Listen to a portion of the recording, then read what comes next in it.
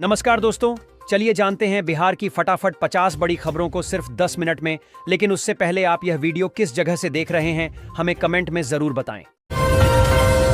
खुशखबरी, गांवों को टूटी फूटी सड़कों से मिलेगी निजात। नीतीश सरकार की इस योजना से दुरुस्त होंगी 6,938 ग्रामीण सड़कें। दोस्तों, मुख्यमंत्री नीतीश कुमार आज 6,938 ग्रामीण सड़कों के सुदृढ़ीकरण एवं प्रबंधन कार्य का शुभारंभ करेंगे। 8,716 करोड़ की लागत वाले इस प्रोजेक्ट का उद्देश्य ग्रामीण सड़कों का नियमित नवीनीकरण सुनिश्चित करना है। इस योजना के तहत सड़कों को 7 वर्षों तक मानक स्तर पर बनाए रखा जाएगा, जिससे गांवों और शहरों के बीच दूरी कम होगी और आर्थिक विकास को गति मिलेगी। मुजफ्फरपुर में 2 जगह आरओबी का टेंडर फाइनल, शहरवासियों को जाम से मिलेगी मुक्ति। दोस्तों, मुजफ्फरपुर में रामदयालु और गोबर सही आरओबी के निर्माण के लिए टेंडर फाइनल हो गया है। पुल निर्माण निगम ने रचना कंस्ट्रक्शन और हरदेव कंस्ट्रक्शन को ठेका दिया है। वहीं साधपुरा आरओबी का टेंडर रद्द कर दिया गया है, जिसे जल्द ही दोबारा जारी किया जाएगा। इन पुलों के बनने से शहर में जाम की समस्या से निजात मिलेगी। क्या स्मार्ट मीटर लगने के बाद बिजली बिल बढ़ गया? 2 बड़े कारण सामने आए दोस्तों। रांची में स्मार्ट मीटर से जुड़े बिजली बिल की समस्या आम है। ज्यादातर घरों में अर्थिंग और वायरिंग में गड़बड़ी के कारण बिल ज्यादा आ रहा है, क्योंकि स्मार्ट मीटर 2 या 3 फेज दिखाने लगता है। बिजली विभाग ने यादव मेजरमेंट को जांच का काम सौंपा है। उपभोक्ताओं को समस्या होने पर सब स्टेशन में सूचना देने को कहा गया है। भागलपुर में यहां बनने जा रहा फ्लाईओवर, मिलेगी दक्षिणी क्षेत्र से बेहतर कनेक्टिविटी, जाम से भी मुक्ति। दोस्तों, भागलपुर गोराडीह मार्ग पर 66.96 करोड़ रुपए की लागत से एक फ्लाईओवर का निर्माण किया जाएगा। देवघर की एजेंसी को यह काम मिला है और जून में निर्माण शुरू होने की उम्मीद है। इस फ्लाईओवर के बनने से शहर के दक्षिणी क्षेत्र की कनेक्टिविटी बेहतर होगी और गोराडीह में बनने वाले बस अड्डे से रेलवे स्टेशन पहुंचना बेहद आसान हो जाएगा। मुजफ्फरपुर में औद्योगिक क्रांति, 18 नई यूनिटों को मिली हरी झंडी, खुलेंगे रोजगार के द्वार। दोस्तों, मुजफ्फरपुर जिले में बिहार राज्य निवेश प्रोत्साहन परिषद ने 18 नई औद्योगिक यूनिटों को मंजूरी दी है। ब्याड़ा बेला और मोतीपुर में स्थापित होने वाली इन यूनिटों से बेकरी, प्लास्टिक, जैविक खाद्य उत्पादों जैसे क्षेत्रों में विकास होगा। इन परियोजनाओं से लगभग 10,000 नए रोजगार अवसर सृजित होंगे, जिससे स्थानीय अर्थव्यवस्था को बढ़ावा मिलेगा और कृषि आधारित उद्योगों को भी लाभ होगा। बिहार को मिला पहला स्काई टचिंग प्रोजेक्ट। जानिए क्यों है खास पटना की 34 मंजिला इमारत।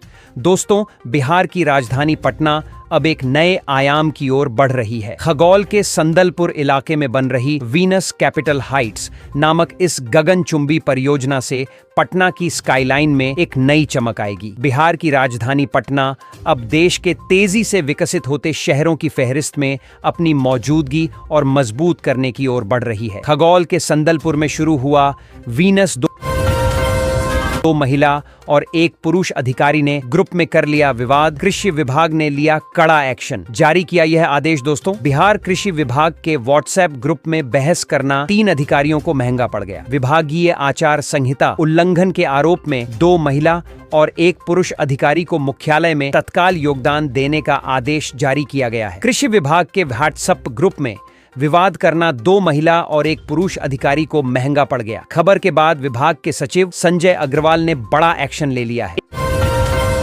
1 साल का वेतन सरकार को सौंपेंगे बिहार के ये सांसद। सेना का मनोबल बढ़ाने आए आगे। दोस्तों, बिहार ऑपरेशन सिंदूर की सफलता को लेकर भारतीय सेना का गुणगान देश भर में हो रहा है। ऐसे में बिहार के सांसद ने भारतीय सेना के लिए अहम कदम उठाया। दरअसल सीतामढ़ी के सांसद देवेश चंद्र ठाकुर ने भारतीय सेना का मनोबल बढ़ाने के लिए बड़ा फैसला लेते हुए अपने 1 साल की सैलरी प्रधानमंत्री राष्ट्रीय आपदा कोष में देने की घोषणा की। पाकिस्तान से बात होगी तो पर होगी। पीएम मोदी ने शहबाज आसिम मुनीर नहीं ट्रंप को भी समझा दिया। दोस्तों, प्रधानमंत्री मोदी ने कहा कि पाकिस्तान से बातचीत का मुद्दा केवल पीओके होगा और कश्मीर पर कोई मध्यस्थता नहीं चाहिए। प्रधानमंत्री नरेंद्र मोदी ने साफ कर दिया कि पाकिस्तान से अब कोई बात होगी तो सिर्फ पाकिस्तान के कब्जे वाले कश्मीर यानी पीओके पर होगी। इस एक लाइन से उन्होंने न सिर्फ पाकिस्तान के प्रधानमंत्री शहबाज शरीफ, पाक आर्मी चीफ आसिम मुनीर को जवाब दिया है, पटना में लगेंगे 100 वाटर एटीएम। भीषण गर्मी को देखते हुए नगर निगम ने लिया फैसला। दोस्तों, बिहार पटना नगर निगम ने राजधानी पटना में कई महत्वपूर्ण परियोजनाओं पर मुहर लगा दी है। पूरे पटना में 100 जगहों पर वाटर एटीएम लगाए जाएंगे। इसके अलावा सफाई व्यवस्था और सड़क और नाला सफाई पर भी विशेष ध्यान दिया गया है। पढ़ें पूरी खबर। बिहार में भीषण गर्मी पड़ रही है। सुबह से ही लोग चिलचिलाती धूप से परेशान हो जाते हैं। दोपहर में आसमान आग उगल रहा होता है। ऐसे में सरकार ने राजधानी पटना में 100 वाटर एटीएम लगाने का फैसला लिया है। जमीन मालिकों के लिए खुशखबरी, सर्वे को लेकर कागज अपलोड करने की तारीख बढ़ी। दोस्तों, बिहार में भूमि सर्वेक्षण का कार्य दिसंबर 2026 तक पूरा करने का लक्ष्य है। दरभंगा जिले में जमाबंदी के आधार पर अब तक 73% रैयतों ने ही अपने दस्तावेज अपलोड किए हैं। राजस्व एवं भूमि सुधार विभाग जमीन विवाद खत्म करने की तैयारी में है, जिसके लिए सर्वे चल रहा है। रैयतों को अभिलेखागार में जमीन के दस्तावेज ढूंढने में परेशानी हो रही है। ऑपरेशन सिंदूर के दौरान भारत ने खोया अपना राफेल। भारतीय सेना ने क्या बताया दोस्तों? भारतीय सेना ने कहा है कि ऑपरेशन सिंदूर के तहत सभी लक्ष्यों को सफलतापूर्वक पूरा कर लिया गया है। की तरफ से आयोजित प्रेस कॉन्फ्रेंस में भारतीय सेना ने पाक के झूठे दावों की इंडिया। भारतीय सैन्य अधिकारियों ने रविवार को एक प्रेस कॉन्फ्रेंस कर ऑपरेशन सिंदूर के बारे में विस्तृत जानकारियां दी हैं। इस दौरान उच्च अधिकारियों ने इस कार्रवाई के प्रभाव और नतीजों पर बात करते हुए बताया है।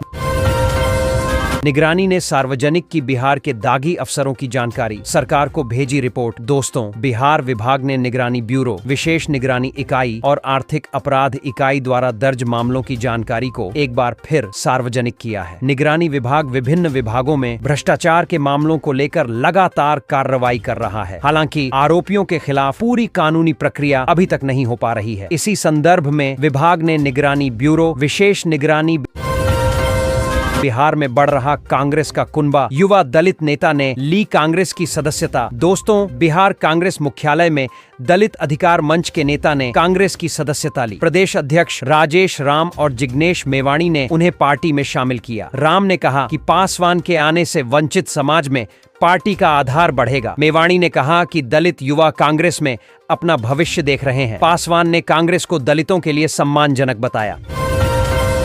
दोस्तों, पाकिस्तान के लोगों को मोदी का डायरेक्ट मैसेज, मान लें ये बातें वरना खत्म हो जाएगा पूरा। दोस्तों, प्रधानमंत्री मोदी ने देश को संबोधित करते हुए कहा कि भारत आतंकवादियों को कहीं भी जाकर मारेगा। उन्होंने पाकिस्तान को चेतावनी दी कि आतंकवाद को बढ़ावा देने से उसका अस्तित्व खतरे में है। प्रधानमंत्री ने देश के नाम संबोधन में साफ किया कि अब आतंकी भारत को नहीं डरा पाएंगे। वे कहीं भी छिपे होंगे, किसी भी देश में होंगे, भारत उन्हें वहीं जाकर मारेगा। उन्होंने यह भी कहा कि भारत अपने नागरिकों को किसी भी खतरे से बचाने के लिए निर्णायक कदम उठाता रहेगा। यह युग युद्ध का नहीं है।